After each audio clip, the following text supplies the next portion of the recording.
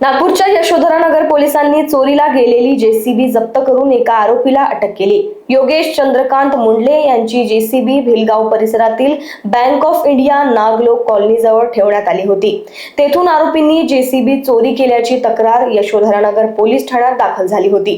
तपासादरम्यान पोलिसांनी शेख इरफान शेख जब्बार याला अटक करून त्याच्याकडून जेसीबी जप्त केली। आरोपीला न्यायालयात हजर केले असता 13 ऑगस्ट पर्यंत पोलीस कोठडी सुनावण्यात आली आहे।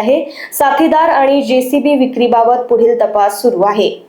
आम्ही पोलीस उपनिरीक्षक नीलकंठ नन्नावरे, पोलीस ठाणे यशोधरानगर, नागपूर शहर। पोलीस ठाणे यशोधरानगर येथे अपराध क्रमांक 530/2026 कलम 303(2) भारतीय न्याय संहिता अन्वये दाखल असून योगेश चंद्रकांतजी मुंडले यांची जेसीबी होती। Bank of India Naglok colony plot number 1 Bhilgaon police station येथे ठेवलेली होती।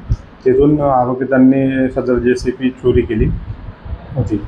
ती जेसीबी आम्ही ताब्यात घेऊन आरोपी नामे शेख इरफान शेख जब्बार वय 33 वर्ष याच्याकडून जेसीबी जप्त केली।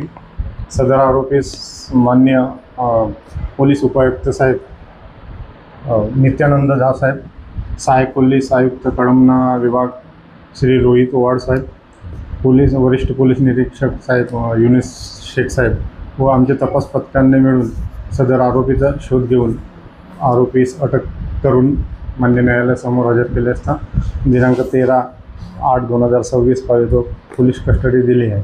तरी सदर आरोपी चोरी करण्यासाठी त्यांचे साथीदार व ती जेसीबी कोणाला विकणार होते काय याबाबत अधिक तपास मान्य वरिष्ठांच्या मार्गदर्शनात सुरू आहे। लोकवाहिनी मीडियासाठी विशाल बंबडवार यांची रिपोर्ट, नागपूर।